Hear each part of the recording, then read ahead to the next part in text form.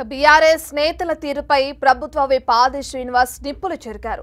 Assembly సమావేశాలు అనగానే BRS కు అప్పుడే వణుకు మొదలైందన్నారు. గతంలో ఎప్పుడైనా అసెంబ్లీలో పవర్ పాయింట్ ప్రెజెంటేషన్ కు అనుమతి ఇచ్చారా అంటూ క్వశ్చన్ చేశారు.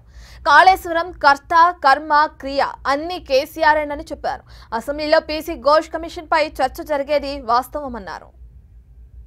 బీఆర్ఎస్ పార్టీకి అప్పుడే వణుకు మొదలైనట్టుంది.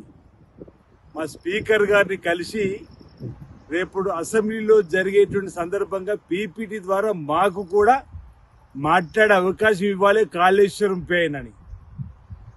ఇప్పటికే మీ ప్రభుత్వ హయాంలో కేసీఆర్ గారే కర్మ కర్త ఇంజనీరు కాంట్రాక్టర్గా అన్ని రకాలుగా అసెంబ్లీలో పీపీటీ ద్వారా పవర్ పాయింట్ ప్రజెంటేషన్ ద్వారా కాళేశ్వరం నుంచి గొప్పలు చెప్తే ఏమైందో అంటున్నా.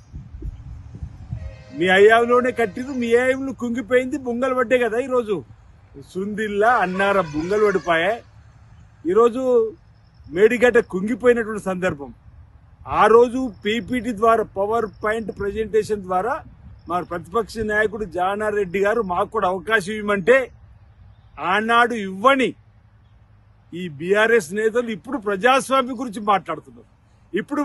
ఇప్పుడు మీకు ప్రజాస్వామ్యం గుర్తుకొస్తుందా అంటున్నా.